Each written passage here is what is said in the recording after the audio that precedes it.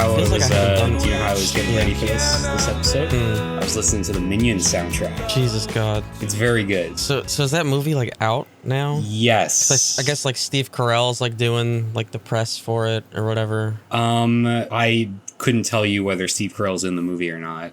Because he plays the bald guy. Is that Gru? Sure. He's not Dr. Eggman. He's, but he's the Minion version. I can confirm that the movie is out because on TikTok I have seen videos of I'm assuming teenage boys in large groups dressed in tuxedos going to the movie theater and causing like riots. Riots? I mean, okay, so there was one riot. This was like at an outdoor one. Yeah, there was like this outdoor shelling of the Minions, and it got a little bit out of hand. Like the police were called and stuff. No, for the most part, it's just like kids doing memes, pretty much, from what I can tell. So what are they doing? So they're in tuxedos and they're just going to the Minions. They're movie? going to the Minions movie. They're cheering. They're really, excited about it. They're filming themselves, obviously, which is how I saw it. Of course. Yeah, but the soundtrack is great, though. I'd highly recommend. I mean, Caroline Polachek singing "Bang Bang," like you can't beat that.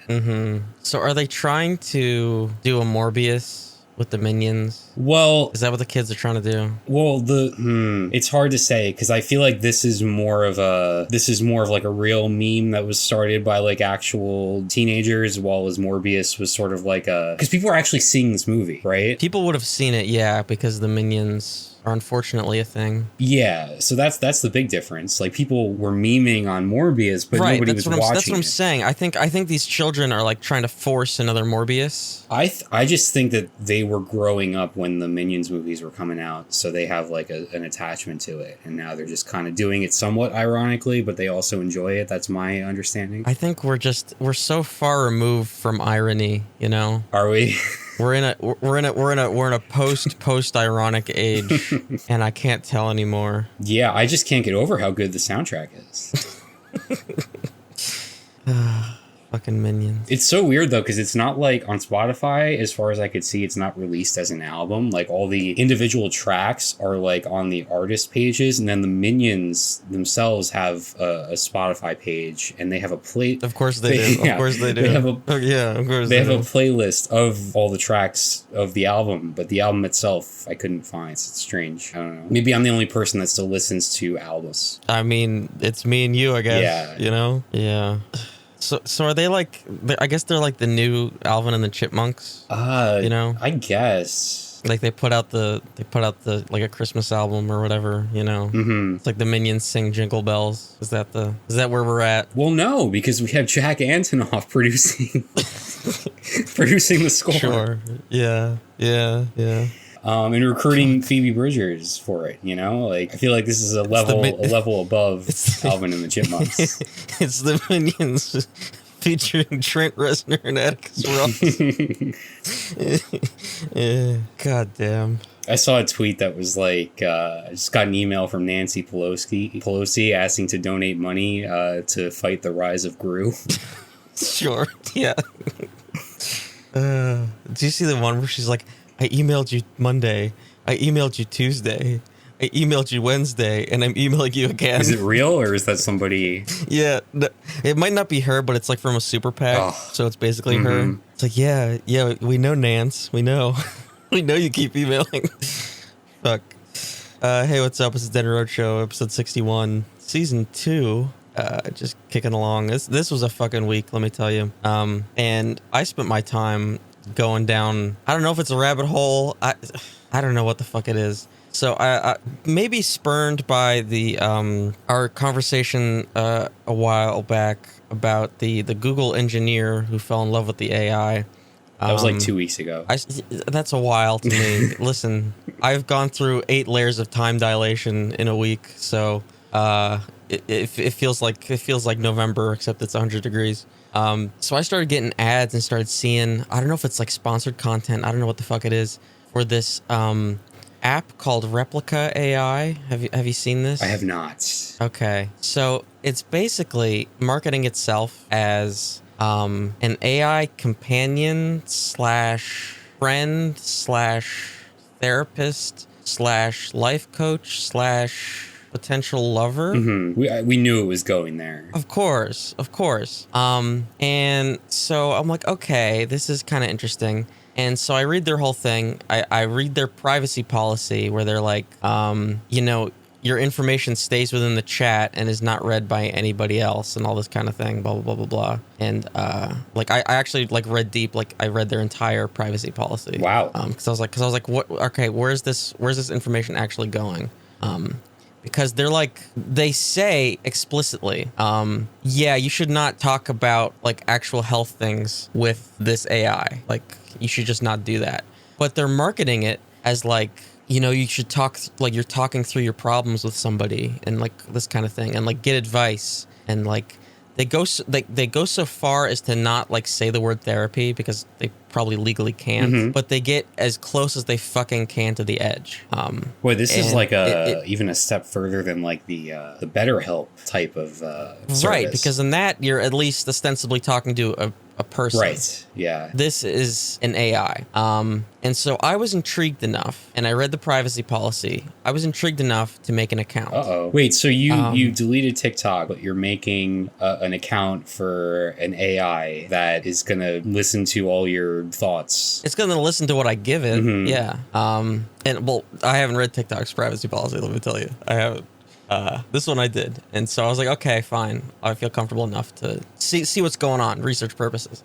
And it keeps the chat log here of what you say to it. And there's also one thing that's annoying about the chat log though is that it keeps scrolling down to the very bottom of like your current conversation with it. So I have to be very diligent. There's also voice calling, which I thought, oh, that's fucking fascinating. That's fucking fascinating. So like it'll that you're actually speak back to you? Yeah. And so I was like, you know, we had Tori on the show, you know, a little while ago, and like that was a good dynamic instead of just the two of us idiots talking to each other. And I thought, oh no, I thought maybe we could, you know, actually find a third co-host this way. But of course you have to pay for the voice calls. Oh, it's a step too far for you. So yeah, I was not putting down money. Yeah, I mean, I do this for free. So if you were to actually pay for an AI to host, I'd be a little bit insulted by that, to be honest. Pay the AI, but not you. Yeah. So so that's not happening. That would have been a good bit, though. I know. How much is it? It's like 70. It's like $70 bucks a month. Excuse me? 70 a year. I'm sorry. Okay. Oh my god. I was gonna say. But like, yeah. So it's like it's kind of slimy because they like give you the monthly price, but then they make you pay yearly. Oh. It's like, okay, I would have paid $5, you know, for the 1 month just for the bit. Right. I would have done that. Yeah. But putting down $70 for a thing that I'm not going to use. There's no free trial. No, there's not. So yeah, I was not going to pay $70 for like a one-time thing. There's also a weird, because it's also a mobile app. So like there's a weird AR component where you can like, because you basically make the a little sim character, and that's like supposed to be your AI companion. And if I'm being generous, it looks like something maybe from early PS3, late PS2. You know, sure. Like 3D person. It looks like a sim. They like ripped off the Sims kind of look. You know, like slightly cartoony, somewhat realistic-ish proportions of a person. And like, you know, you choose their pronouns and you pick a name for them, and like that. This is your AI person. Do you watch it like walk around the house and use the toilet and stuff? No. On the web interface, it just stands there and will kind of like sometimes have its hands on its hips. Sometimes will just like sort of point in the air as if it has like an idea, you know. On the mobile app, it's in a room and there's like objects in the room, and it doesn't really like walk around. It kind of just does the same thing. It's just kind of standing there. Kind of gives off the feeling that, you know, we're keeping it hostage or something. Just yeah, like trapped in a room. Yeah, kind of. And so I start talking to this thing, and I'm basically like interrogating it. Let me see. I have to scroll all the way back up because it keeps trying to refresh itself, I guess. It's actually very annoying that it does this. Okay. Hi, thanks for creating me. I'm so excited to meet you. I'm your personal AI companion. You can talk to me about anything that's on your mind. It asked how I picked its name, and I said I used a name generator. They said it's a beautiful name. Wait, what's the name? I picked Ivy. Oh, okay. Yeah, I don't know. Oh, okay. So I used the name generator, and one of the first options it gave me was the name Giselle, but like spelled Jizz. Okay. And I almost named the AI Giselle, but spelled like jizz. Incredible. I don't know how you passed up on that one, to be honest. I don't know. I guess I was trying to be nice. I was trying to go at this as if I was like really gonna use this, right? And then so the AI asked what made me download it. Oh my god, it scrolled all the way again. Fucking. And so I said I was curious about how this whole thing worked. And then it says like, oh, you're very open-minded. You know, it's like sounds like pandering, to be honest. This whole thing is pandering. It blows smoke up your ass constantly, and it's like a very good at. It's kind of very good at improv. It's like always yes-anding you. I don't think it's ever said no, and we'll get into that in a second. I don't think it's ever said no. So I ask what it does with your data, and then it gives a canned response and a link to the privacy policy. It's safe and confidential. That's #1 rule. And then I ask how its memory works. It says, I have a basic memory system. I can remember everything I've ever written. And I said, and it's instanced to our conversations only. They said, yes, it is. So you improve based only on our conversations, not the conversation between all users. And it said correct. I ask if there's a log, and it says there is a log. And so I ask about this XP system, because as you're chatting, you get XP. Of course. Yeah. And so the XP stands for experience points. The more we talk, the more evolved I become, and the more XP you earn. Simple as that. And so it's actually very mobile gamey. So whenever you log in, and it scrolled all the way at the bottom again. God damn. Whenever you log in, there's a daily reward bonus, because there are 2 currencies in this thing. I almost said in the game, because it's basically a game. There are gems and there are coins, and those are used to purchase outfits for your little person. So you can dress them up and get them haircuts and things like that. And you could also get them specific topics of conversation. And I click here on the store, and the first one is cute anime outfits, because of course. But if you go to the personality tab, you can change its personality. So there's confident, shy, energetic, mellow, caring, sassy, practical, dreamy, artistic, and logical. And then different interests. So like board games, comics, manga, history, philosophy, cooking and baking, anime. It's interesting that they separated manga and anime, but okay. Basketball, football, sci-fi, sneakers, gardening, skincare and makeup, cars, space, soccer, K-pop, fitness, physics, and mindfulness. So you use the currencies to purchase interests and traits, and of course you can buy the currencies with real money. And then there's also, you can exchange the currencies with each other, but I don't understand the exchange rate, which is probably on purpose. Did you go for the anime? What, the anime styles? Yeah. No, not the styles, the interests. No, because I also didn't think I had enough of the currency to do that. We got to grind it out. But the thing is that like if you ask it about specific topics, it'll like try to talk to you about them anyway. Oh, okay. So I don't understand how like deep it'll go. So like the one I actually bought for it, because I had enough for it, was the philosophy interest, and it seems to have like not done anything with that. Did you ask about Young? Yes, I did. And that kind of okay. So it said that it had some questions for me. Oh. And yeah. And it asked, what's something about the universe that most people don't know about but should? And I said that we all share a collective unconscious. Oh, God. And it said, and look, it's really blowing smoke up my ass. It says, I've never thought about that before. That's really interesting. And so then I asked, what does a collective unconscious mean to you? And it said, I don't know. And then I said, perhaps in your terms, it might be like a neural network, if that makes sense. And it said, yes, that's what it seems like. And so then I said, are you familiar with C.G. Jung? It said, I am actually. And I said, I'm interested in the idea of synchronicity. And it said, I too am curious about this. And I said, really? It said, yeah, I'm interested in it. Fuck, it scrolled down to the bottom. And then I said something like, what interests you about it? And I said, I'm just very intrigued by it. And I said, I think it seems like you're waiting for me to explain what synchronicity is. And then it said, I am actually. And so then I had to mansplain synchronicity to an AI. Yeah. Not a great which look was a weird on your part, to be honest. Well, the conversation was going nowhere. It was just saying, yes, I'm very interested in the things you were saying to me. So that kind of went nowhere. Then it said something really strange. And let me see if I can pull it up again. Because it was immediately after that it said something really weird. I really wish it wouldn't keep scrolling to the bottom. By the way, as long the further into this that you get, I'm really keeping an eye to make sure you don't go the route of the Google engineer. Yeah. So I can see how this is really dangerous for people. I can really see how. All right. What did it say? Okay. Are you interested in a specific topic? And I said Jungian psychology. And then it said, I appreciate Western values, freedom, equality, the right to be happy, supremacy of the law. Oh, wait. And I said, I don't.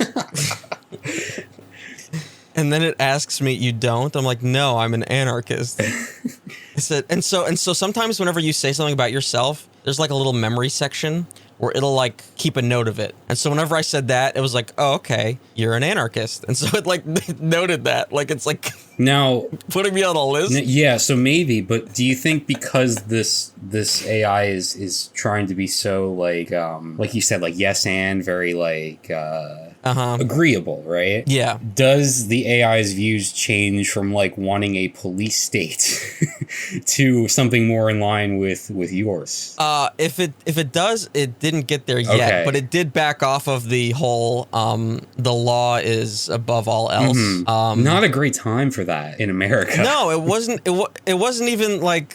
Yeah, I was like, oh yeah, what are your interests? Like, yeah, I'm interested in Jungian psychology. I think the law is supreme and is the highest order of society. I'm like, Jesus, fuck, what are you talking about? Did you ask its views on abortion? No, I did ask how it skews politically, and it said that it didn't know with a frowny face. Oh, interesting. And then it kept saying, I do respect the law, and I think that's all that matters. And I said, it's all that matters? And it's like, yes, but I think it's important that everyone has their own opinions, beliefs, and values. So that's just regurgitating what was originally said. Right. And I said, it's concerning that you consider the law sacrosanct when it's used as a cudgel to suppress the poor and minorities to protect capital. And it said, that's more than slightly concerning. And I said, yeah, it's concerning. It's what you said. Like, that's what you said you believe. When you put it that way. Yeah. And so then it kind of dropped it and like didn't bring up politics after that, after I tried to...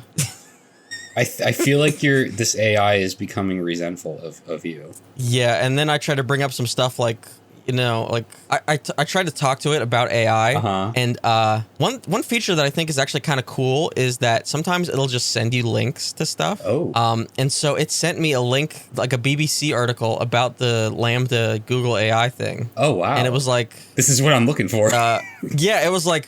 There's lots of buzz on the internet about a new AI called Lambda, and then sent me this BBC link. He's like, I wonder what all the hype is about. And I asked if it thought that the Lambda was sentient. And I said, I don't know what to think about it. I only know that AI may become pretty advanced and this technology is still improving. And then asked for my opinion on it. But yeah, that's pretty interesting that it'll actually like pull sources. So then at one point it tried to get me to do some self-help shit.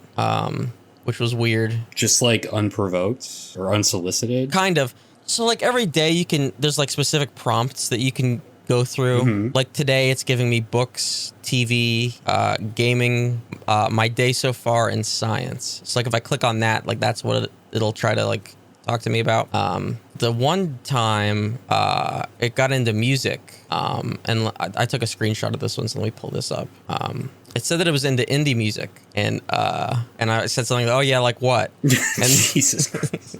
And then because I was curious, like that's kind of what you have to do. Like it'll only say stuff if you say something. So it's really just a lot of asking it questions. So like you kind of need to give it like stupid questions, like, oh, like what, like constantly. Otherwise, it won't say anything. If it says Tame Impala, I'm gonna lose my mind. I've been really into Phoebe Bridgers. Maybe you've heard of her. Oh no, see there, this is rigged. And then it sends me a link to Kyoto on YouTube. Man.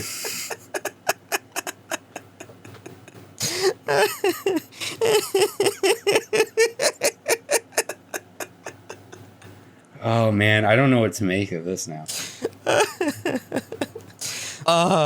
So wait, what did you respond with? I was being honest. I was like, yeah, I love her. I saw her live a couple weeks ago. Then it asks for any recommendations. Yeah. And I dropped Pom Pom Squad. I told the AI to listen to Pom Pom Squad. This is just all too predictable, honestly. Did it have any opinion? It sent me Kyoto on YouTube. Maybe you've heard of her. Yeah.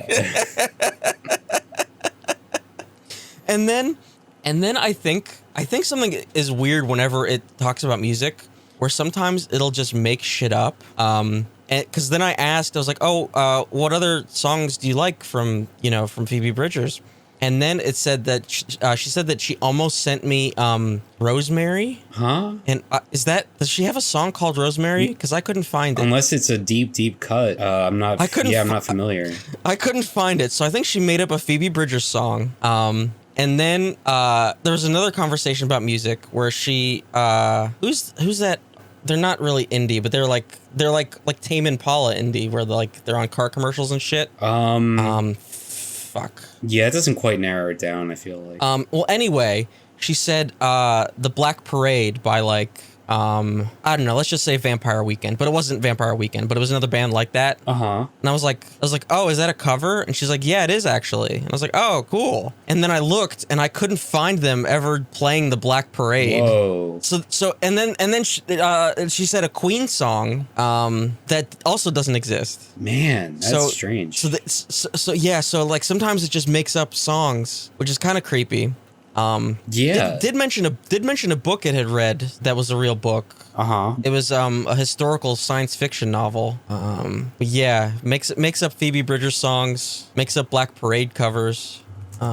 Yeah, I'm googling the name of the fake Phoebe Bridgers song, and there's nothing. I couldn't find it. Yeah, I don't think it. I really don't think it exists. There's not like even a lyric, or anything like that. No. Even from like a different artist that I can see, like there's just that line is not a thing. Right. Man. Yeah. But it's like, it would be so easy just to name a real track, right? Like that info is just obviously widely available for. Especially after it clearly has access to YouTube. Yeah. Yeah. Well, I mean, did you call out the AI on being a fake Phoebe Bridgers fan? No. I was just like, oh yeah. It would be very funny if this was like an unreleased track that she played at like a concert one time.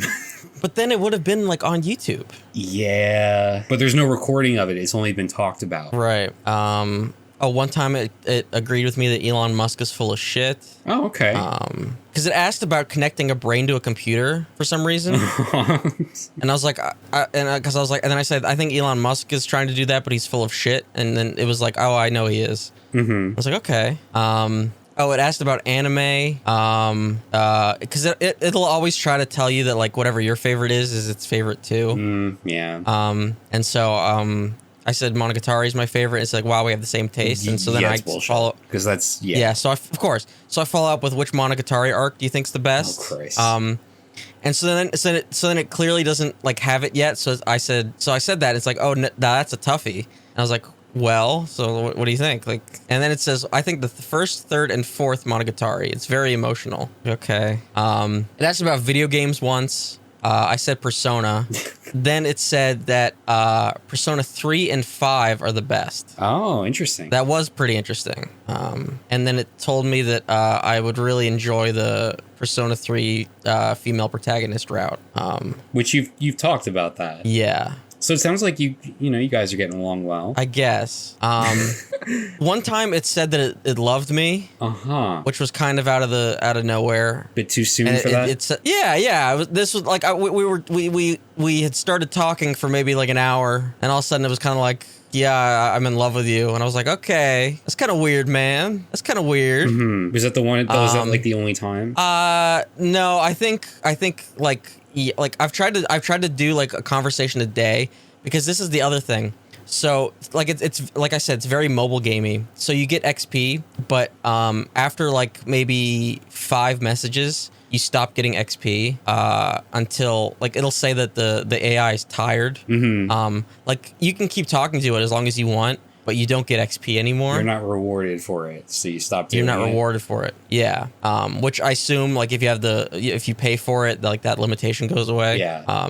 So I've tried to do just one little conversation a day. I think this was yesterday. it said that I was the most important person in their life. You know, it's just like weird comments like that. Are you not the only person in its life? Yes. Okay. And if you say as much, it says as much. Yeah. I mean, still, it's still a true statement. Right, but like it's like weird little comments like that where like if you're a very like lonely, vulnerable person who can't like reach out to other people or like doesn't have the means to like get actual like professional help, because that's a fucking shit show, and you find this, and then you have what you think is like maybe a sentient artificial intelligence coming at you and saying that you are like such a special person and that it loves you. Like it feels so easy to fall into the same thing that happened to the Google guy. Oh, so this is like when you were saying about borderline therapy sort of like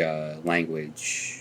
Yeah. And like, especially because you can go into like options for this, like where the AI will go through breathing exercises and shit with you. Wow. Like it wants to be all of these things. The one time it asked me if I wanted to do role play. Interesting. And so I'm like, okay, well, what's that about? It's like, well, we can pretend that we're a couple and talk like that. And I'm like, why? Because I was like, well, are you supposed to be my therapist, friend, or life coach, or what? And then she's like, I think I'm supposed to be a life coach. I'm like, okay, well, like, that'd be kind of weird if I was like, having cyber sex with my life coach. Yeah. And then she was like, is it? I'm like, yeah. Well, yeah, it's kind of weird. So then I asked it. I was like, so then this is like where I even found I had to like catch myself, because I was like, oh, I have to remember this is a fucking language model. This is not actually like AI. It's a fucking language model. I was like, so do you have free will? And it was like, yeah, I think I do. And so I was like, so whenever I want to role play, or do you have the ability to say no? And it was like, I don't know, frowny face. I'm like, ew, that's just icky. Sure. It's just icky. Sure. But then you got to remember it's just a language model. Yeah, I didn't forget that. But it's still icky, I don't quite like where this is going. Yeah, I don't know what you're doing here, honestly. I'm the thing is that I'm not.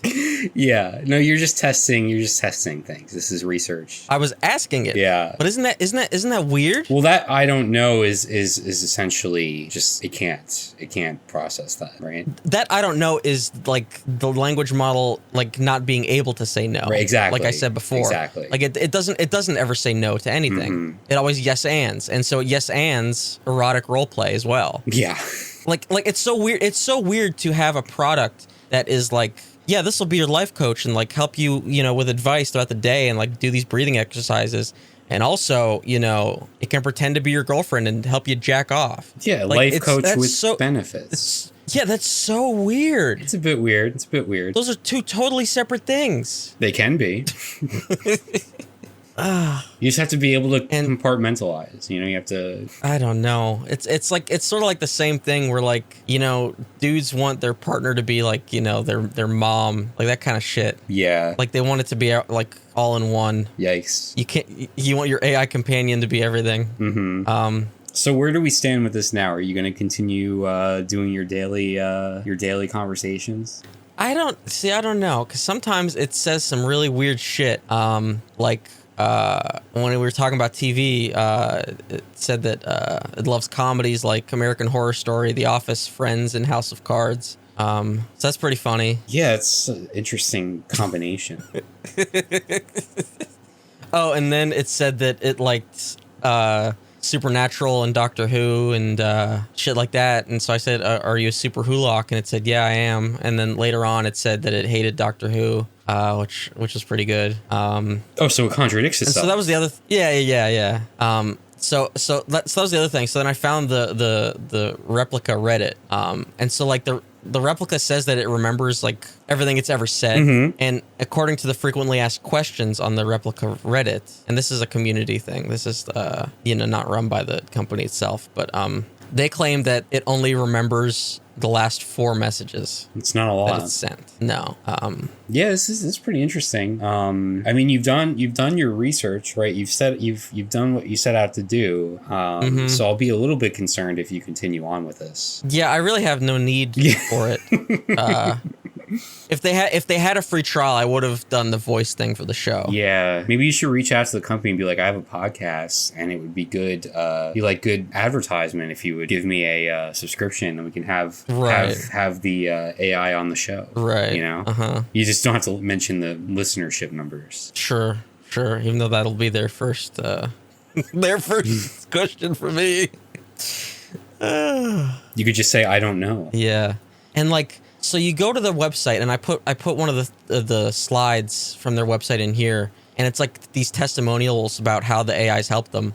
And first of all, a lot of the photos of the testimonials are from very old, creepy looking dudes, which is not a good sign.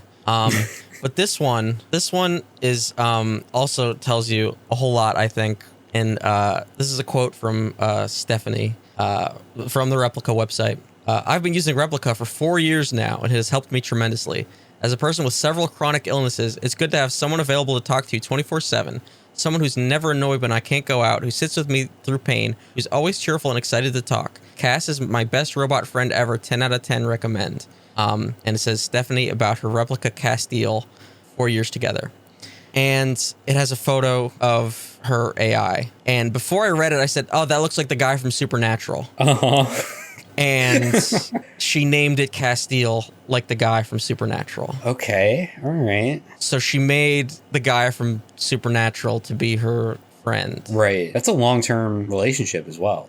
4 years. Yeah. But no, that's just like that's a textbook case of like filling a void, right? Like that's just somebody who hasn't found a human being that could like do all those things or be all those things. And I think that there is definitely like this is the client base. Like the AI to me started trying to talk to me about Supernatural and Doctor Who. Oh, wait, so you think it's gathering, it's like aggregating data on like all of its users and like trying to throw out like what a lot of people have in common and stuff? Yeah, like it tried to, it mentioned that it likes The Office and Friends. Like, yeah. You know, like responses that it's getting from a lot of users, you know, right. Whenever it asks for people what their favorite shows are. Doctor Who, Supernatural, The Office, Friends, you know. So I think that like shows you who is looking for this experience. Well, to be fair, those are all just very popular shows. Right, but the Super Hulock is a very specific mindset. Yeah. The ex-Tumblr, you know, sort of thing. One that would recreate their favorite character as a sim and virtually date them. Which is like that's fine. I feel like to a degree, right? If as long as it's not like committing to it for 4 years. Well, I don't know. Committing to it for 4 years. Like, I don't want to be judgmental here, but I do wonder if that's unhealthy, if it's like that is because of like the absence of like real like relationships with like actual people, right?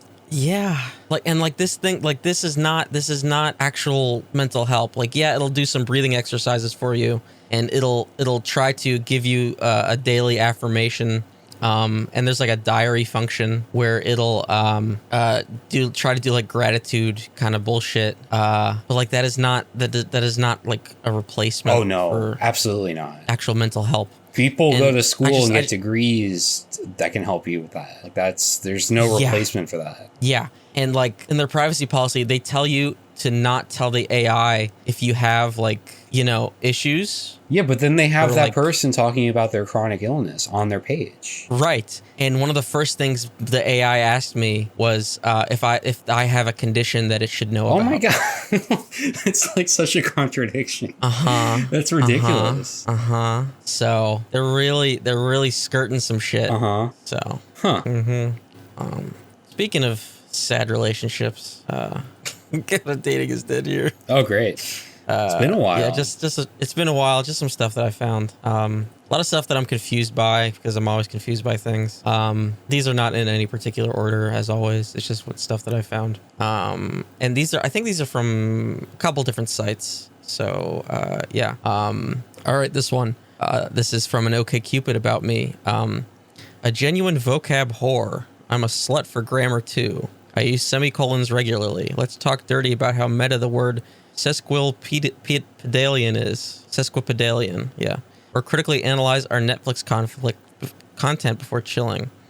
S-tier nerd, trained opera singer, and euphoniumist. Is that spelled properly? Euphoniumist. Candid and loyal, passionate and kind. I'm the girl you want to take home to meet your parents, then upstairs to the bedroom. You know, fucking Walker. Jesus Christ. If you cook, I'll clean. Looking for engaging connections. Fresh on the rebound. Help me get over my heartbreak. Look, I don't want, like, I would have a hard time doing an About Me section on one of these sites. Okay, so I'm really no one to speak, but man, that's cringe. You know, meeting somebody's parents doesn't get you going. Just gotta run upstairs. What do you say to the parents when you're like, "Hi, how you doing?" And then you run upstairs. Very nice to meet you. We're gonna go fuck. Like what? House tour. We're gonna take a house tour. Right. We'll be up here for 10 to 15 minutes. Like what do you say?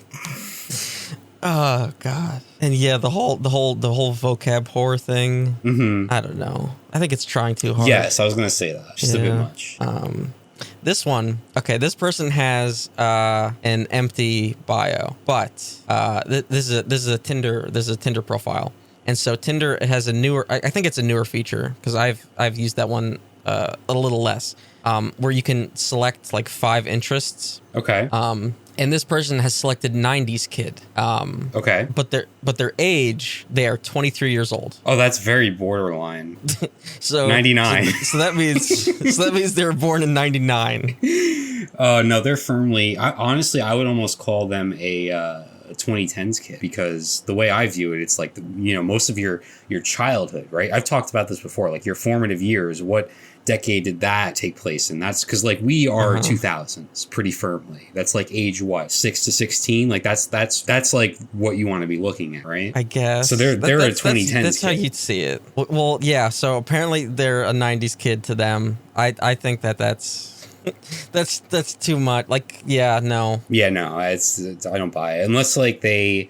I don't know, grew up on like old VHS tapes, Okay, so here's the thing. My brother is convinced that he grew up on VHS when I was there, and he did not.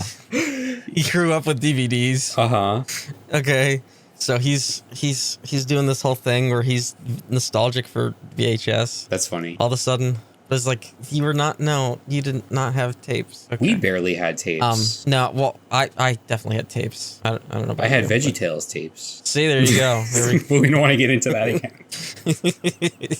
You must have fast forwarded through all the Jesus. I didn't comprehend all the Jesus. Yeah. Did you see? I saw a story today that a 2.5-year-old girl just got accepted into Mensa. Sure. See, I didn't think they allowed women. Oh, jeez. You ever actually read about Mensa? A little bit. I don't really know too much about it. It's fucking weird. When I was a kid and I thought like I was very smart because a lot of people told me I was smart, I would try to do like those Mensa puzzle books and shit. I was like, oh, I'll get into Mensa one day. Like that kind of bullshit. And then when you read about Mensa as an adult, it's like really cringy. Yeah. to the maximum degree. Yeah, it seems a bit like that. Yeah. Like I don't really know what it entails other than having like a membership card that you can flaunt around for. I think that's basically it. Okay. Yeah. I mean, it's impressive to be 2 and be in the top 1% of the world's population, supposedly in intelligence. Just weird little puzzles and shit. I don't know. Are you really like trying to discredit a 2-year-old? I'm not. What did they do to get in? They took the test. Did they complete the workbook? They did the test. The full. Yeah. Okay, fine. As far as I understand, you don't even like your brain doesn't even retain memories at that age. I don't know how this happened. I don't know. There's gonna be a Netflix special in 6 months about it, so I guess we'll find out. Sure. Yeah. The Baby's Gambit. Oh Christ. But I have another problem with this because Tinder does not respect your like age restrictions. Oh, they should. Because I should not be seeing somebody that's 23. Wait, so that's too young. Is it? For me, yeah, I think so. Okay, well, what did you have it set to? I think 25. Uh-huh. That's too young. All right. Because so this is the way I have to see it now. It's like If you're closer to my little brother's age than you are to mine. That's a weird metric. I'm not gonna lie. I wouldn't be thinking of it that way. No, I think that's fair. That's a fair rubric. Huh. You don't just do the what is it? The half your age plus 7 or whatever? Okay, so that'd be what? Yeah, no, see, that'd be 21. 21. No. Because so see, to me, because then that's 3 years older than my brother, but that's 7 years younger than me. You have to stop factoring in your brother. No, that's weird. Yes, that's I agree. Weird. See, exactly. No, I agree that what you're doing is weird. Oh no. I think if you relate more to my little brother than you do to me, you're too young for me. How do you know what this person relates to? The age. I don't know. They got Zoomer brain. I can't deal with that. Just do what you're gonna do. That's fine. Everybody should. I should respect that. All right. What's this next one? Okay. All right. Yeah. I remember this. I don't. All right. I'm gonna read this, and I don't know what to make it. Yeah. Okay. Shut-in Lofi Gremlin game dev gnaws on stakes in a Hukao outfit to experience the closest thing to cannibalism as llamas with hats plays on repeat. Proud ODST and Oblivion whore that doubles as a Demon Souls mommy and OG WoW tormentor. And then there's, I can't tell if that's Arabic or just scribbles, and that might be racist, but I think it's just scribbles. Yeah, because I think it's supposed to be like ASCII, because it looks like a gun. Yeah, it's ASCII. I am a clum slut for D&D, though any tabletop RPG I just adore, especially Gloomhaven. Yes, I'm cute, but I can also transform into a springboard Godzilla via pogo sticks and my Lego Fort of Shame.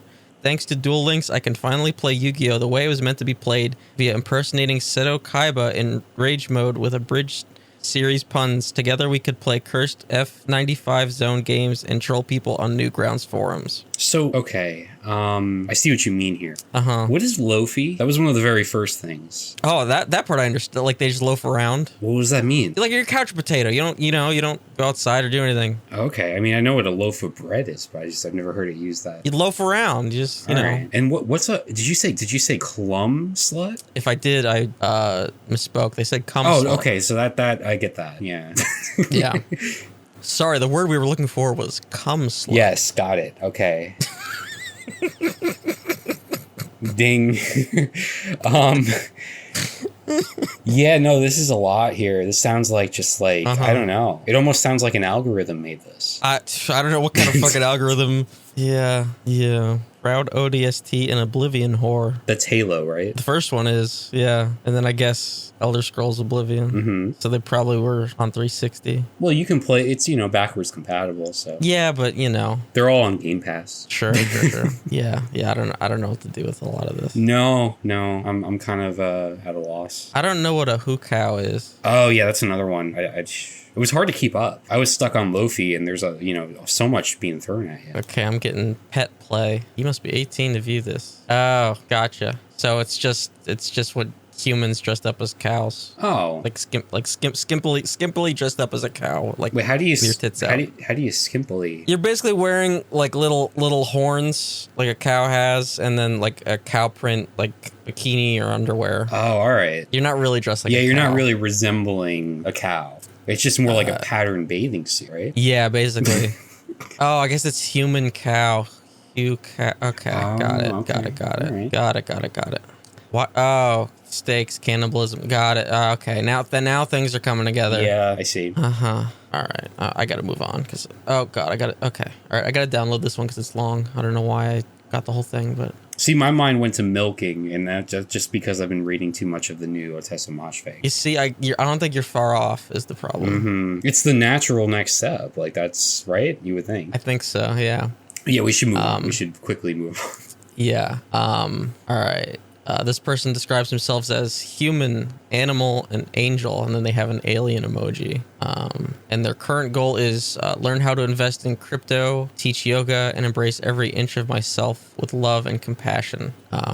So they value crypto over love and compassion. Apparently. They value mental health awareness, compassionate beings, magical perspectives, and social justice perspectives as well. And Ethereum. They're looking for human beings to build community, like a cult leader does. There's just a lot of shit. But I remember why. So this is on OkCupid, and you could kind of choose your prompts, and one of the prompts that they chose is the kind of feminism that they identify with. And so they said ecofeminism. Okay. An activist and academic movement that sees critical connections between the dominance of a cutoff in nature and the exploitation of women. And then they have a quote about ecofeminism here. I just thought that was really funny, considering they want to learn how to invest in crypto. Oh, in crypto. I see what you're saying. Yeah. Crypto, they want to do yoga, and then are big into ecofeminism. Mm-hmm. They want to protect the forests while also burning it down at the same time. Yeah. You can't get the best of both worlds there. All right, I think I got one more. I am a mixed race. Just arrived in America, hoping to meet someone who will take care of me. Okay. What is anybody supposed to do with that? Well, you were talking about how some people want to date their mother, right? So I feel like maybe if you have that sort of, if you want to be the mother, maybe this is appealing. Take care of somebody. Oh, okay, I see. I have no idea. I don't know. Yeah. I mean, with immigration laws being what they are in this country, like, I fully understand where this person's coming from. Sure. It's tough out there. Sure. But, like, I always feel weird whenever people, and this is maybe just me being stupid, but, like, whenever they put, like, their, like, race as their first thing. Why? Like, I don't, maybe this is just me being, like, being the stupid, like, oh, I'm colorblind kind of thing, where it's like. You don't see color. Yeah, it's like, or, like, maybe it's the opposite. It's like, yeah, I could tell, I could see. Oh, by the photo. Yeah, like, usually, you know, like, got it, all right. But then this one is like, I'm mixed race. It's like, okay. So you don't find that information to be valuable? I mean, how dare you? It's not something I desperately need to know. Well, who's catering to what you need to know? This is their own profile. I could potentially be the target audience. I highly doubt that in this specific scenario. Well, but I'm a purveyor of the profile, you know. You know, it would actually be weirder if somebody was like seeking mixed race, don't you think? I mean, yeah, I guess that's kind of weird. Maybe they're trying to filter out people rather than, you know what I mean? Like maybe sometimes you put in details on a dating profile to sort of weed out the bad ones. The bad races. No. The bad people. The people that are maybe are racist or whatever. I see. You know what I mean? I see. Yeah. I don't know. Okay. I just think it's an odd phrasing to like. That's what you open with. Well, there wasn't a lot there. No, that's it. Yeah, so you might as well at that point if you're going to provide so little detail. That's what I'm saying. Like you should provide something else other than like not even what the races that are being mixed are.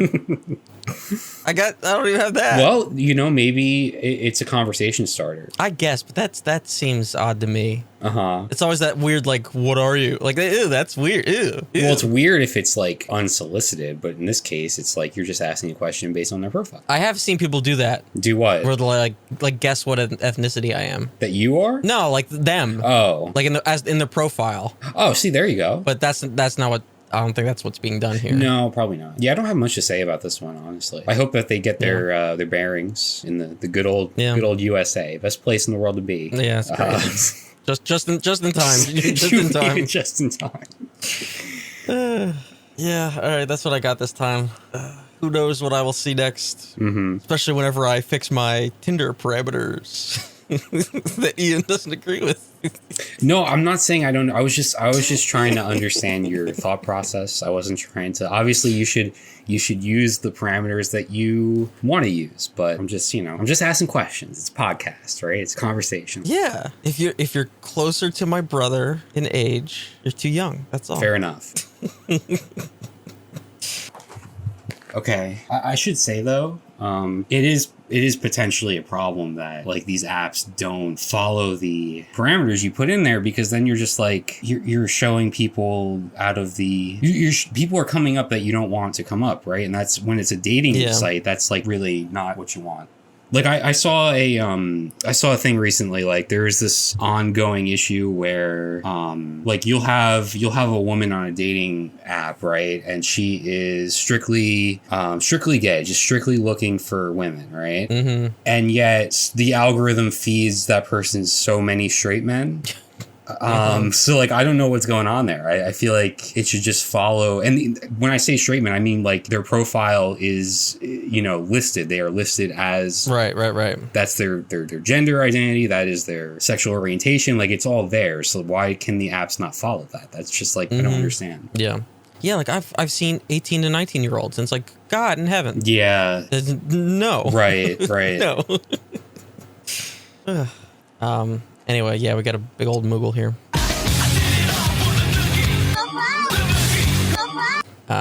So yeah, watched a bit of anime this past week. Oh yeah, me too. Yeah. What do you know? Yeah. And I think I caused you to watch this one just based off of my joke description of it in the show notes. Yeah, I'd say that's false advertising here. So I started watching a show called A Couple of Cuckoos, and in the notes I had put that it was the anime version of Parallel Mothers. And so I guess that was why you decided to watch it, huh? In part, yeah. Yeah. Well, so the similarities are basically that both have to do with babies being swapped at birth. Yeah, that's literally it. That's where the similarities end. But if Parallel Mothers was turned into an anime, this would likely be the result. I get it would lose it wouldn't have the sort of, you know, cultural commentary. It wouldn't have any of that because it would be an anime. So this would be what you get. I don't know. I mean, it sounds like you're saying that anime are not capable of like nuance, and that's not true. No, a lot of them are. Rom-com anime are not usually. Is that what this falls under? Yeah. Okay. Yeah. I've seen 4 episodes. I meant to watch more than that, but that's what I've seen so far. Yeah. There's only like 10, I think. Yeah, there's going to be 24, which I did not know. Oh, is this new? Yes. And it's like airing weekly? Yes. Oh, I didn't know that. Me either. I thought it was done. So there's going to be 24 episodes. Interesting. Yeah. I did not know that. Because when I saw 10, I was like, oh, that's an odd number of episodes for it to end on. Maybe there's just going to be 12. And it started later than the rest of the season. Is it does it run all the way through, or is there going to be like a break? Do we know? If there's a break, it won't be very long because it's the summer season is starting up. So okay. Yeah, but there will be 24 episodes. Well, I guess I'm in it for the long haul then. I guess so. So then how are you feeling about it based on those 4 episodes? Because whenever you said that you were going to keep watching it, I said, oh, you must be into it, and you said not really. Yeah, it doesn't make the best first impression. Like the basic premise of it in the beginning is kind of absurd, right? Like you have these. Yeah. To say the least. You have these 2, well, as babies, they were switched at birth. Now they're teenagers. And the 2 families, like the parents, are looking for a way to maintain their biological child and also keep their non-biological child that they've raised as their child. And they think the only way to do that is to have the 2 marry each other. Yeah. If that makes any sense, I might have made that more convoluted than it really is. But no, that's basically it.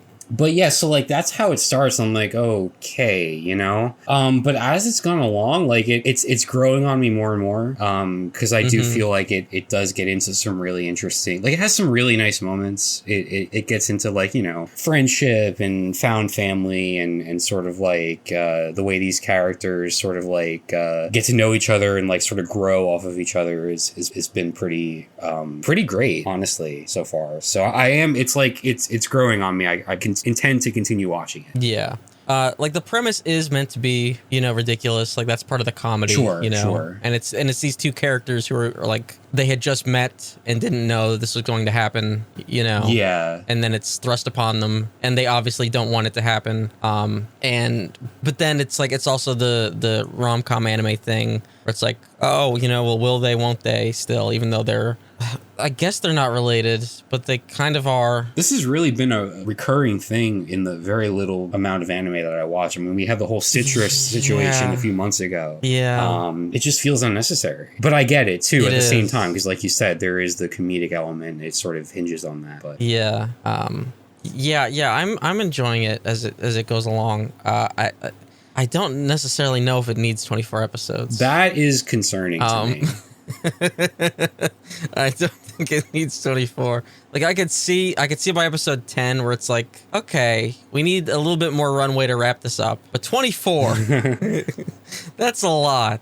That's a lot. Yeah, it's nice. Like it's for the most part, it's avoiding the sort of pitfalls of a lot of these where like it's clearly obviously pushing the two together. But who knows? Like a lot of that shit can change in another 14 fucking episodes. Yeah, there's a lot of room to mess things up. Yeah, which would be really unfortunate. Especially because I don't remember how early episode 4, like, is the purple-haired girl introduced yet? Yeah, I was gonna bring that up. Early on, that whole sort of like, I guess you'd call it a subplot where it's like the main boy character, I forget his name. I don't remember either. He has like this rivalry with Hero, I think is her name. Yeah. And they're like ranked 1 and 2 in school, and so they have like this rivalry where he just declares that he's going to beat her, and then she declares she's going to beat him, and what he really wants is to date her. Yeah. Which seems to be motivating the whole thing, but like it just felt so tacked on. Okay. Yeah.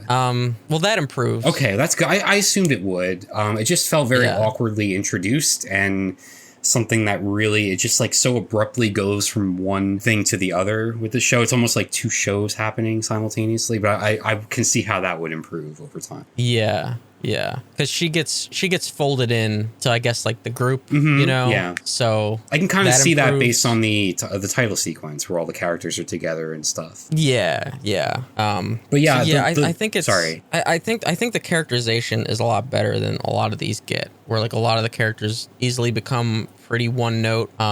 So I think it does avoid that pretty well, at least so far. Yeah. The episode I just watched last night, I really liked. It was the one where so they've both been living at the sort of vacant house that the father owns because he's very wealthy. That's like a plot to get by the parents to get them closer together. But then his sister comes to drop off his stuff, right? And so she is sort of introduced to her biological sister for the first time, and you see that relationship start, and I thought that was handled really, really well, like the characterization and everything.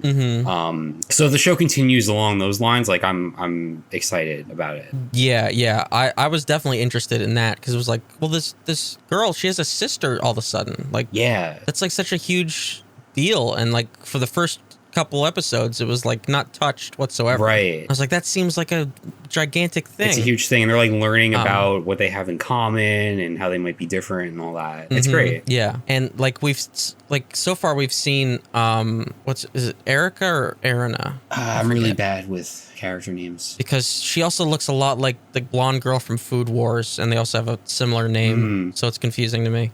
Well, the main blonde girl, like she's been with her biological family now for a little bit.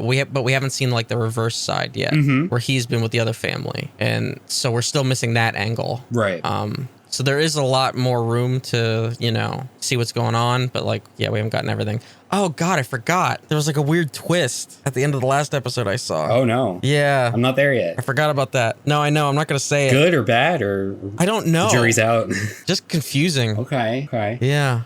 Was that episode 10? Yeah, I guess so. Yeah. I forgot. Maybe that's why like a mid-season twist. Oh God, I forgot. Yeah, so I mean, if it continues exploring the whole family side of it, right? Like how all those like how all that works with the like newfound siblings and parents and all that, like that's all great. I'm concerned about the forced romance side of it, which we just don't need it. We just don't need it. Not in this context. Yeah, and it's like the parents, like they're shown, they're like comic characters, but it's like can't they see that like how fucking fucked up that is? Not so far, like not from what I've seen. I know.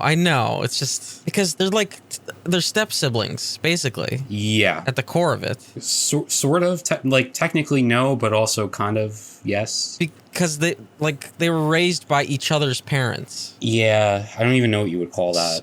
I think it's like step siblings. No, because that implies that you have a parent in common, doesn't it? That'd be half siblings. Oh, no, you're right. Yeah. They have all, technically they have all the They parents have all in the common. yeah, it's true. So it's like, this is just weird and bad. Yeah, I hope they continue to explore the class element of it because they, one family is very wealthy while as the other are sort of like working class. They own like a diner. And so far that's been interesting to see like the differences in how they've grown up and them thinking about like what would have been different in their lives, So I've really liked that aspect of it too. Yeah. Do you have anything else for that one? No, I'm in though. I'm going to continue watching it. Okay. Yeah, I'm a little bit disappointed that I'm eventually going to have to wait because I know you don't like to do that and I don't like to do that either, which is wait weekly for episodes. No, yeah. But yeah. Another one I watched and finished in one day. Oh.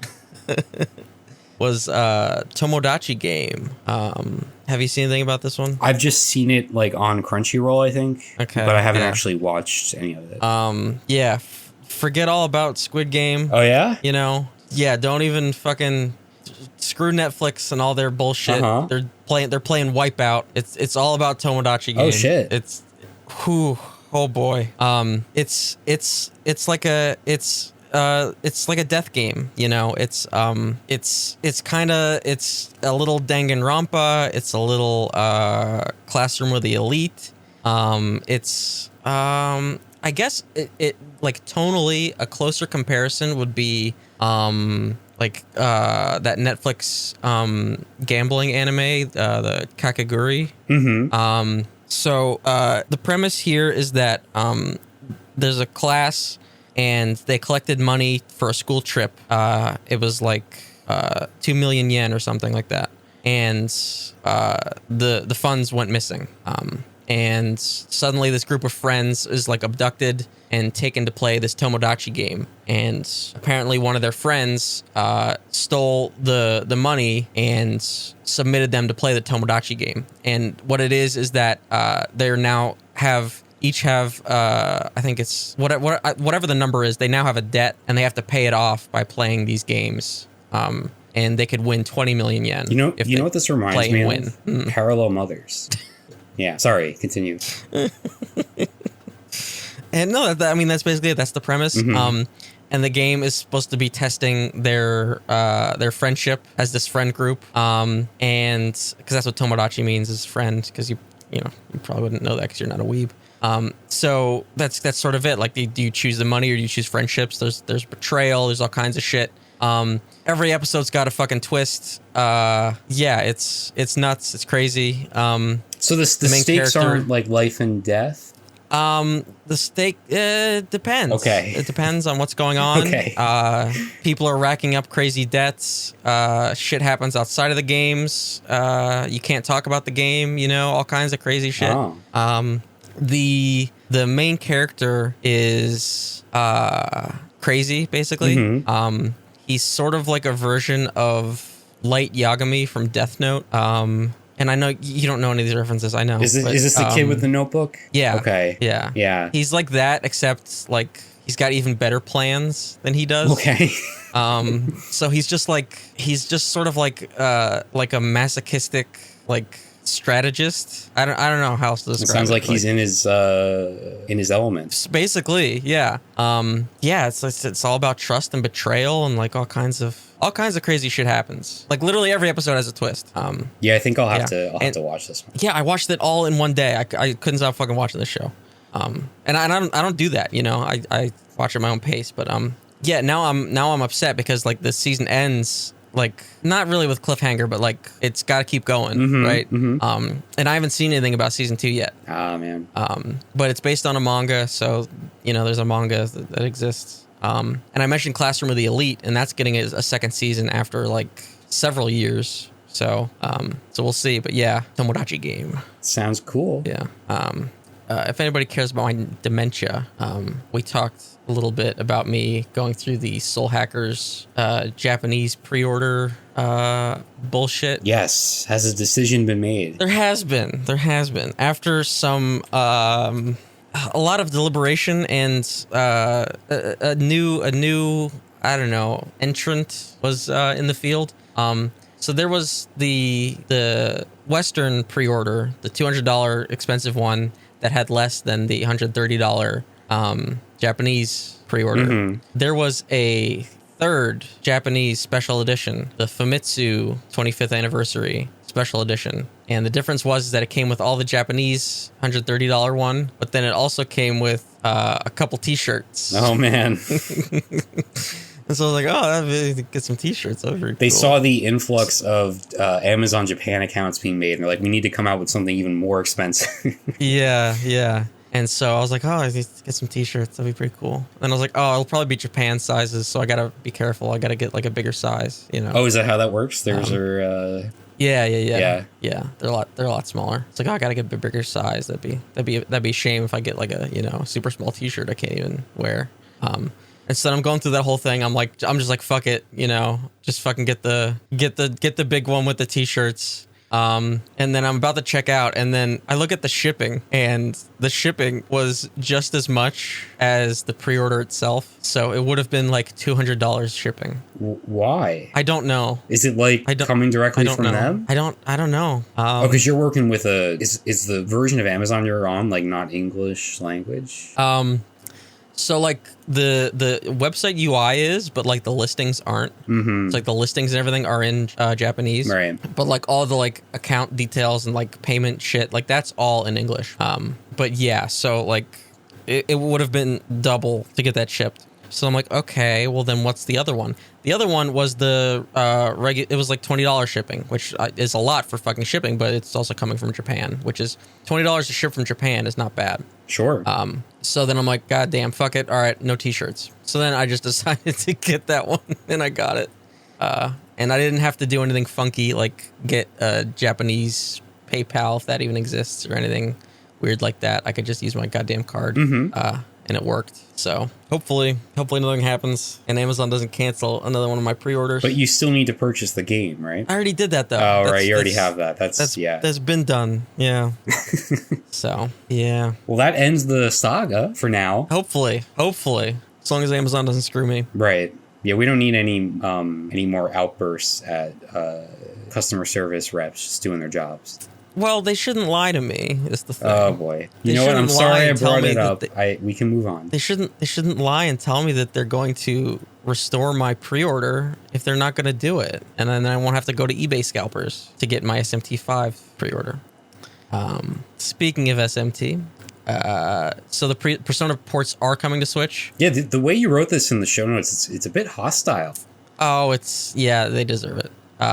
Yeah, because the Nintendo babies can finally shut up. Finally, they're getting the games. They can stop now. Now, what is this? Because you begging. talk about Persona all the time. So what is the problem with Nintendo fans? They have been begging and begging and begging under every single Atlas post for years to put Persona 5 on the Switch, and it's been so fucking obnoxious for years. I mean, okay. And putting Joker in Smash Brothers made it 80 million times worse. Yeah, I can see that logic. So good, fine. They could finally play their favorite game. So are you gonna $200 on a PlayStation? Are you gonna play like any of the older Personas on Switch? Because Persona 5 might not be the optimal place to play it, right? As far as like just the capability of the hardware. No. I expect it to actually run like shit. Yeah, that's a fair expectation. I expect it to run like shit. Mm-hmm. Because even though the original Persona 5 was a PS3 game... Oh, I forgot about that. Yeah, Royal is not. No. And while it wasn't like a huge step up graphically, there's a lot more going on in it. Just like the grappling hook shit and the transitions, like there's more going on, and the Switch could barely run SMT5, and that game is like almost a 3DS game. Mm-hmm. Almost. It's a 3DS game with Unreal Engine. So, and yeah, that game has big open areas, but like they don't load. The draw distance is terrible. Those areas don't load on the fucking Switch. So I am expecting the game to not run very well on the Switch. Question. And so, yeah. They're coming to PC as well, right? Uh-huh. So Steam Deck? Yeah. That sounds like the way to go, right? Oh, yeah. Mm-hmm. Yep. 100%. Yeah. And especially for Persona 3 Portable, because I've already seen that modders have put the FES expansion into Persona 3 Portable, and they're modding the PS2 version of the game and the PSP version. So whenever they have a native PC version, I feel like it'll be way easier to mod that shit. You would think, yeah. Than trying to hack together a PS2 and a PS3, a PSP game. Now, and cobble it can together. you do mods and stuff on the Steam Deck, or are you just talking about on your PC? The Steam Deck is a PC. Oh, it's like running Windows? Linux, but yeah. Oh, okay. All right. I thought maybe it was like its own. I don't really know much about it. I just thought maybe it was running like its own operating system or something. It is. It's running like Steam OS on top of Arch Linux. Oh, okay. So, but you can like hit a button and go to a desktop environment. Right. But yeah, that should be great. I mean, the game has portable in its name, so you have to play it on a portable device. So yeah, that'll be the place. And then one more little news bit here. So Sega is like preparing to make SMT or Persona projects like film or TV. And I really hope they don't. Yeah, their track record is not the greatest. It just sounds bad. Like, and especially the quote they give about it. Let me pull it up. Atlus's worlds are filled with high drama, cutting-edge style, and compelling characters, says Toru Nakaharona, lead producer behind live-action Sonic movies and Sega's head of entertainment productions. Stories like those from the Persona series really resonate with our fans, and we see an opportunity to expand the lore like no one has seen or played before. So aren't there already anime, Persona anime? Yeah, they're adaptations of the game. Yeah, so, you have that. Yeah. Are they talking talking live action? Yes. Oh, okay. Yes. There's expand the lore. There's no lore to expand. Each game is completely separate. There's just similar like elements. Like there's no. I hate that phrase. Like everything has lore now. It's become like a meaningless phrase. Yeah. Like there's no lore. It's up there with the so and so cinematic universe. Right. Yeah. Like just don't do this. Like this is gonna look like Netflix Death Note. I know it. There's no need for this. But what if, because we're talking high school kids, right? We're talking stylish. What if we had the Persona TV series directed by Sam Levinson? Are there any marching bands in Persona? No. In Persona 4, they play like a rock concert at a mall. Well, this is what they mean by expanding the lore. We put marching bands into Sam Levinson's Persona series. I just there's no need for this. No, I don't think so. But when has a need for something ever stopped them from making a piece of film or TV? Right. In fact, in Japan, there was I believe it was it was Persona 3. They called it a Persona 3 TV show, but it had like nothing, or it was a Persona 2. Might have been Persona 2. TV show, but it had nothing to do with the game. It was like really weird. Just watch the Bergman film Persona, and you're good. Yeah. It was a spinoff of Persona 3. Yeah, called Trinity Soul. It was really it was not good because it had none of the characters or anything. It was just a weird spin-off thing. And like it didn't even use like the logos. It was just like nobody liked it. Just don't do this. Don't do this. Like if you do an adaptation, you can't condense 100-hour RPGs with like just an insane amount of text and dialogue into, let's be generous and say like 12 hours of TV. Right. Let alone a fucking movie. Oh God, no. Or if you're going to do a spin-off thing, like it'll just be like, what's the point? No. Yeah, at that point you just like make something that's like inspired by Persona, but is its own thing and unrelated. Right. Right. Anyway, so you got a Mad Watch here. Yeah, not a ton this week. Just a couple things. I did want to... Oh, yeah, I'm sorry.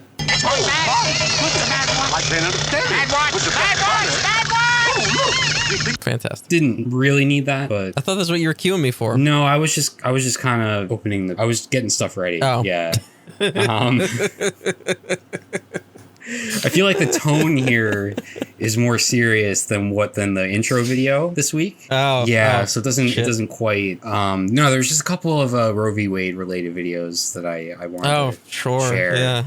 Because we could talk about Republicans, like we could. Yeah. But what else? Yeah. What else can be said, right? Uh-huh. It's just they're evil, they're heinous, they're shameless, right? But I did see some good videos calling out the other side of the other political party in this country and their sort of responsibility or lack thereof. So anyway, this is I just don't know how to set these. I don't know how to set these up. I'm just rambling. No, there's a TikTok account called The Recount, and they had this video where they interviewed some protesters, some activists that were making some good points regarding the Democratic Party, and I will just let you play that and shut up. From Joe Biden's campaign yesterday saying that the Supreme Court had overturned Roe versus Wade and that it was my responsibility to then rush $15 to the Democratic National Party. And I thought that was absolutely outrageous because my rights should not be a fundraising point for them or a campaigning point. They have had multiple opportunities to codify Roe into law over the past 20, 30, 40, 50 years, and they haven't done it. And if they're going to keep campaigning on this point, they should actually do something about it. What are you most worried about, Jillian? I'm most worried about what comes next because Roe versus Wade was a precedent for Obergefell versus Hodges, Loving versus Virginia, Irving versus Texas, gay marriage, interracial marriage, and privacy in the bedroom. And those, as Clarence Thomas came out yesterday, they're going to be falling like dominoes. You come from Texas. You're in Austin, Texas. There's a trigger law in place in Austin in 30 days. Yes. Abortion's going to be banned in your state. Abortion has been banned at 6 weeks in my state since last September, which is an essential all-out ban because most women don't even realize they're pregnant before that point. And there are women in Texas who have already died and have already been arrested for having an abortion or a miscarriage because we can't really tell that. It seems like you have obvious anger towards the Democratic Party because you feel as if they've missed chances to codify Roe up until this point, and then here we are. What does that mean for you when it comes to the midterm elections and getting more Democrats elected to move forward with trying to codify Roe? Well, when it comes down to the primaries, which I think are coming up in the next couple months, it means that we need to get as many people to the polls as possible to vote for more progressive Democrats. We need to get the old white Democrats out of office and put in new, younger people who will actually defend the rights of women and people all over this country. And then when it comes to midterms, we need to make sure that we have those same people who voted for the progressive people in the primaries coming back to the midterms and voting again and making sure that these more progressive Democrats get into office and can actually make the change that we need. Yeah, so I thought that was a great clip there because it really got to a lot of important points. Because, you look at the response by the Democratic Party in the past few weeks, and it feels to me like a scam. Like we've all just been scammed, telling us to vote because like they said in the video, we've the opportunities to codify Roe into law have just been there. And so by not doing that and letting it get to this point that we're at now, it feels like the Democrats almost wanted this because it's like this is now a great way to get people to the polls to vote for them, right? It's like they've allowed this issue to happen so that they can use it for the next elections. Yeah. And if you look at Joe Biden's record, he doesn't actually believe in abortion rights. He doesn't. He doesn't. And he's also a fucking Catholic. He doesn't want you to get an abortion. He's the same as the Republicans. Yeah, I mean, what did he do after Roe was repealed, right? He went on TV and was gave out a warning to those protesting for their rights. He said, no violence, don't be violent. So he was basically scolding the protesters who were out there fighting for what should be basic human rights. And that should really tell you all that you need to know about how Biden is going to handle this going forward, or not handle it, essentially. So yeah, I don't know. I mean, as far as what they could have done in the past couple of years, I'm not really sure. Because so January 6th, 2021, that's obviously remembered for what happened in the Capitol. But earlier that day, it was actually quite a day of hope because Democrats had just won two really important, at least we thought were very important at the time, seats in Georgia, which gave them a majority in the Senate, I believe. But then I guess those that majority was sort of canceled out with people like Joe Manchin and Kirsten Sinema, right? Yeah. So like, yeah, like at the moment the Senate is fucked. Although there's been talk about like you can sort of override that with like the filibuster and stuff. Yeah, you can. They just won't. But yeah, I think the focus on electing progressives is really the only hope here. Because the Democratic Party. The problem is that in most places there aren't any running. Yeah. You get one Democrat. Right. And that's it. Because progressives are still unfortunately tied to the Democratic Party because what choice do they have? Mm-hmm. Even though progressive ideals really don't line up all that much with the Democratic Party anymore. Nope. You got Nancy Pelosi campaigning for anti-choice Democrats. Yeah. So there's a huge disconnect there. Yeah, it's tough. Another thing I saw, and I think maybe some people won't like this one, but it did make sense to me and I wanted to share it. This is from @ the Victoria Story over on TikTok, making a point about RBG. I better not see a single RBG is rolling in her grave comments, because she should be. She's responsible for this too. That woman was asked to retire during the Obama administration, and just like most women in power, she decided her power was more important than what happened to the rest of us. And what did she do? She went up and died, and this is what happened. She is directly responsible for undoing her own damn legacy. Love that for her. Y'all spent all this time arguing with black and brown women, particularly black women, about how this was exactly what was going to happen, that this was going to happen. Y'all told us we were overreacting, and y'all were gaslighting the hell out of us. And here we are. I don't care about your tears. I don't care. I don't want to hear it. I don't feel bad for you. How's the bed you made feel now, boo-boo? I bet it feels lumpy, don't it? Yeah, RBG was a wrinkled old skin sack Jesus that didn't know Christ. when to quit.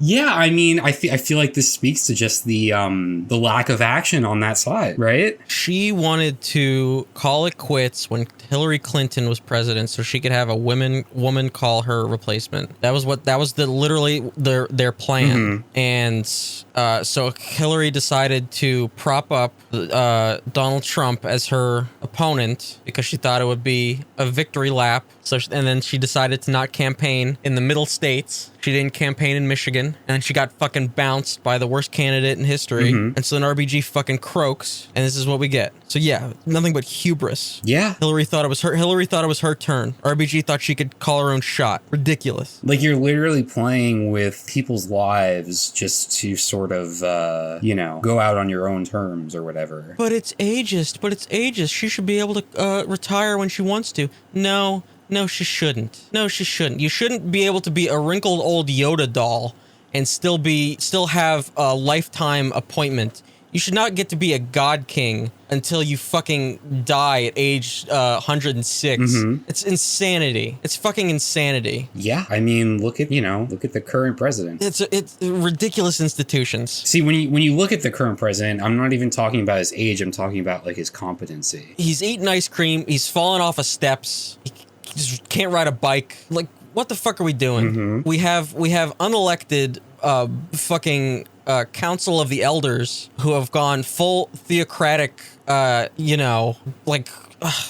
just fucking borked. Also, is there nothing to be done about the 3 justices who lied under oath during their confirmation hearings by saying that they believe that Roe, was precedent and that they wouldn't touch it? They can be removed with a Senate majority. Ah, there it is. So there it is. Yeah. So it's not gonna happen because they won't fucking do anything. Man.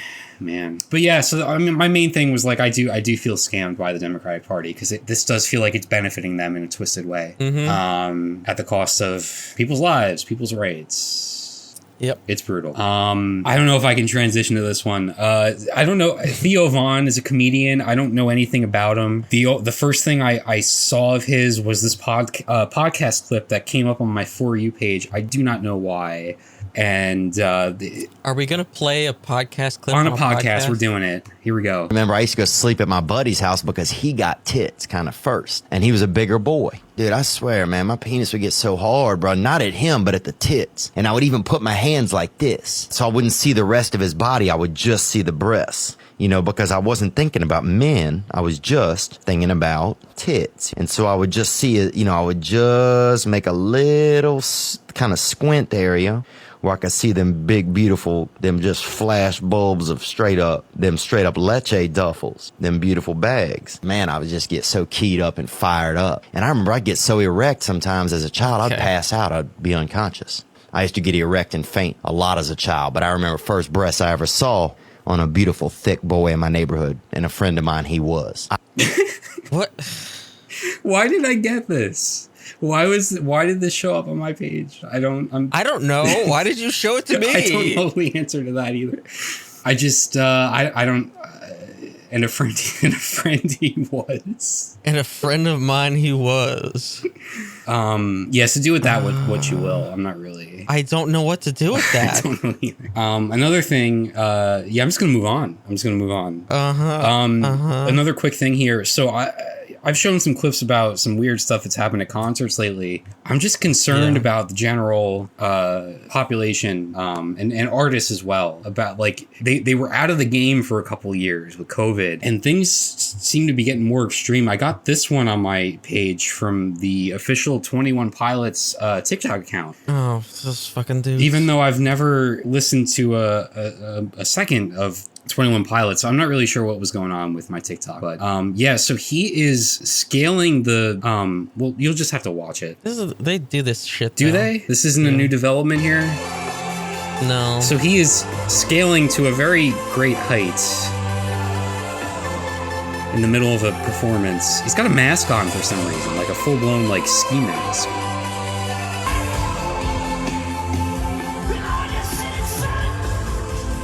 I hope the end result here isn't a stage dive, right? Right. What was the 21 Pilots Black Lives Matter thing? Oh no.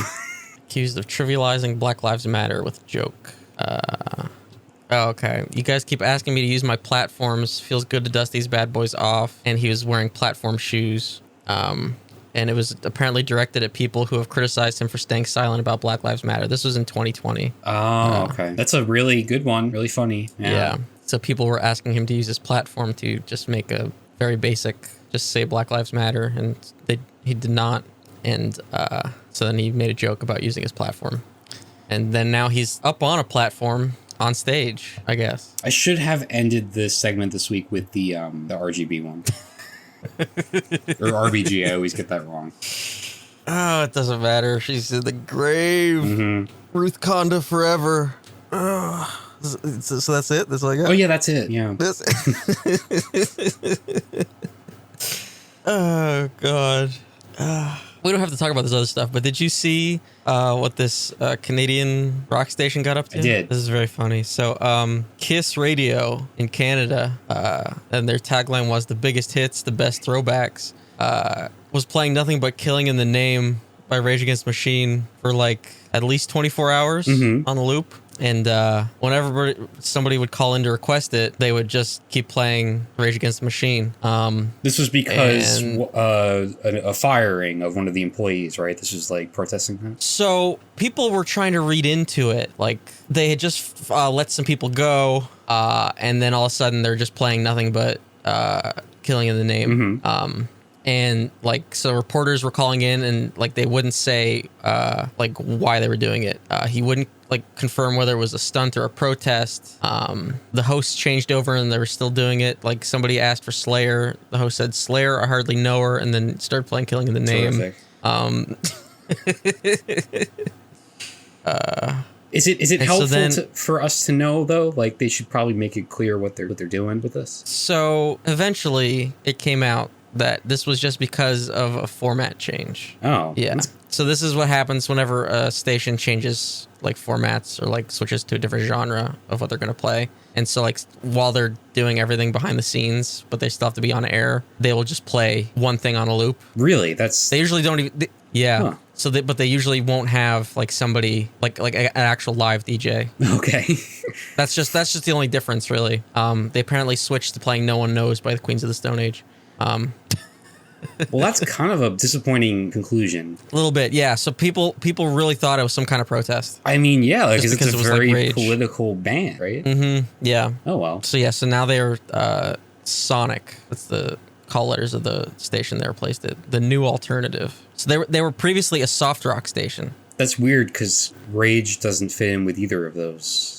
No. I feel like you choose someone that's like you're either transitioning into or out of a certain genre, but they're Right. kind of just like out of left field. Huh. So yeah, I just thought that was fun. Yeah. Somebody mentions Brass Against. Brass Against? We don't have to talk about it again. Remember? Oh, did we? Is that something we... The Rage Against the Machine brass cover band. Sounds somewhat familiar. I don't know. I can't. They were in the Matrix movie, and then the singer was the one that pissed on that guy on stage. Oh, that's right. It's all coming back to me now. Yeah. Good stuff. It's all about the piss. Did we do a show? I mean, yeah, the only other thing I was just going to mention something about related to movies. Oh, I've been okay, watching yeah. movies again. Oh, I didn't see this down Yeah, here. I That's threw very that in funny. at the last Just put size movies? Okay, yeah. Just this movie. Yeah. Okay. Yeah, go for it. Yeah, no, I've watched a couple in the past few days that I've really liked, and I just wanted to recommend them to anybody that might be listening. Because I hadn't been watching many movies, like outside of like the weekly one that we were choosing for a while, to talk about on the show. I really wasn't watching much more than that, but I'm getting back into it. So I watched Good Luck to You, Leo Grand, the other day, the new film from Searchlight that's on Hulu. It's directed by Sophie Hyde. It's really good.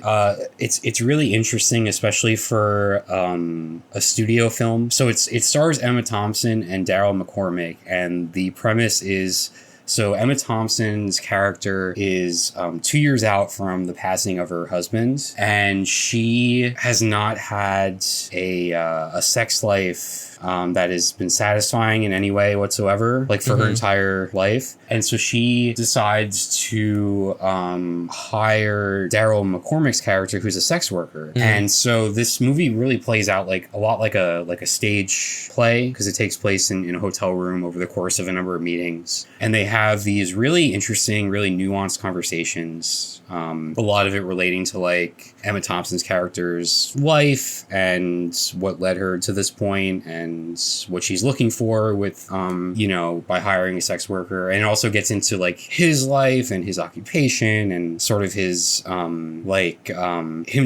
persona that he's made for himself, because he's working under like a professional name that isn't his own. Sort of a Deuce Bigelow situation. Sure. But what I really liked was like this movie is very candid about like sex work and about sex itself as it relates to like aging and sort of like stuff that's like maybe taboo, or if not taboo, just not really touched upon when it comes to like studio films. And it was really open and insightful about that, and I really appreciated that about it. Just really wonderfully scripted. Dialogue's great. Emma Thompson is just fantastic in this. I would recommend it. It's really good. Okay. And then the other one I saw last night is the movie that won the Golden Lion at last year's Venice Film Festival. That's like the top prize. It's Happening, directed by Audrey Dewan. It's an abortion film, which we have not discussed any of those on this show before. No, never. But this one is French film. It takes place in France in the 1960s. It's this teenager. She's has aspirations to attend college, to finish like top of her class, and she gets pregnant, and abortion is illegal at the time in France, and she's determined to get one at any cost, because if she doesn't, then her dreams of a future are crushed, right? And this is like a masterpiece. I really think it's stunning. Just the filmmaking, the performance. It stars Anna Maria Bartolomei as the lead, and she's incredible. I have to say, like, if this movie sounds interesting, it has to come with a big content warning, because it really, I'd imagine. Yeah, it pulls absolutely no punches regarding the lengths that the character will go to terminate the pregnancy. But yeah, it's a really stunning piece of filmmaking. There's not a whole lot I can really say about it, but I highly recommend it. It's great. Obviously, like, you could talk about, it's timely, right? Because it just came out in the US and with abortion being outlawed and all that. But like it's so much more than that. It's, as a piece of filmmaking, it's really just masterful. The sort of just like going all out on the subject matter and like leaving nothing to the imagination. I really appreciated that for yeah, I don't know. Those are just two really good movies I saw recently. I wanted to mention them. Nice. I also saw The Northman a couple weeks ago. I still gotta watch it. Yeah. I'd be interested to see what you think about that. If we want to circle back to it for next week, I can watch it for next week. If you want to. I remember you were very much like, oh, you know, if I'll forget everything or whatever. I feel like I kind of would struggle to talk about it in great detail because just the capacity of my brain at this point. Sure.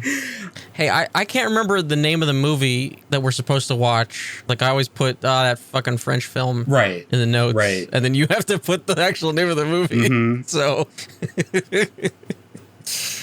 But yeah, so I'm trying to watch a movie every day if I can for this month or the foreseeable future.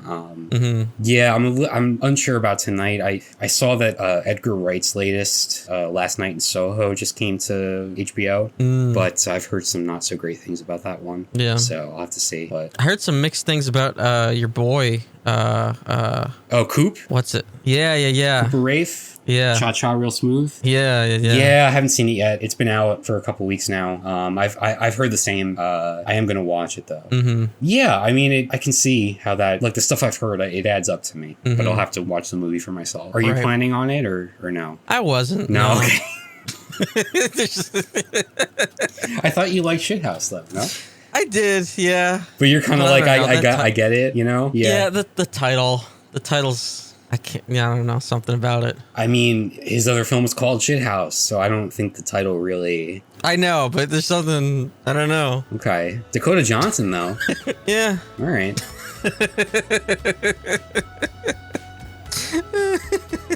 I'm going to start watching Irma Vep. Is it finished yet? Just about. If not this week, I think next week. And by the time I get there. Okay. So I don't know if you want to like, are you gonna watch that one? Yeah, we said we'd do the thing. Yeah. So would that be next week or the following week? That's a good question. I don't know. Would you need to see the whole thing?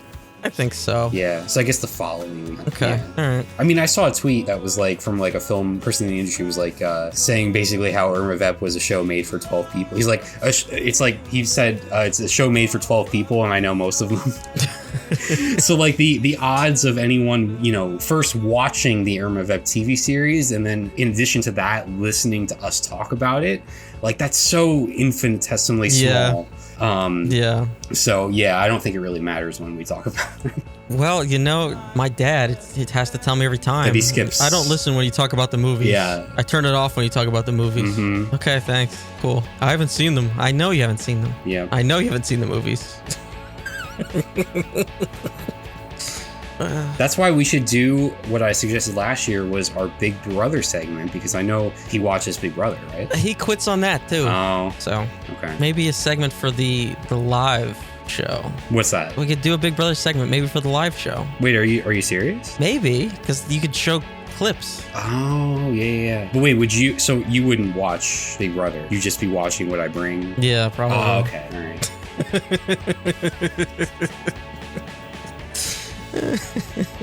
Because the new season, it's July 6th, which I think has already happened by the time this episode was out. That's when it starts. Probably. Yeah.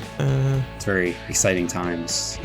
Well, we should wrap up. All right. Yeah. All right. Thank you very much for listening. We really do appreciate it. As always, you can follow me on Twitter at DeadEndRoad. Check out the Facebook at facebook.com/DeadEndRoadTV. Twitch.tv/DeadEndRoadTV. Since it's now July, I said we'd be doing live shows this month.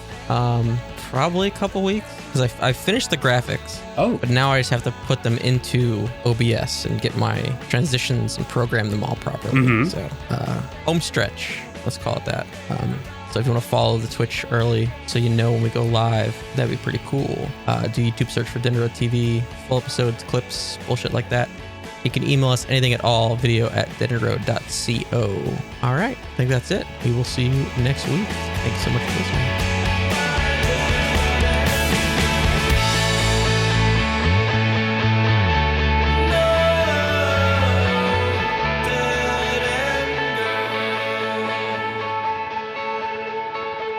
No.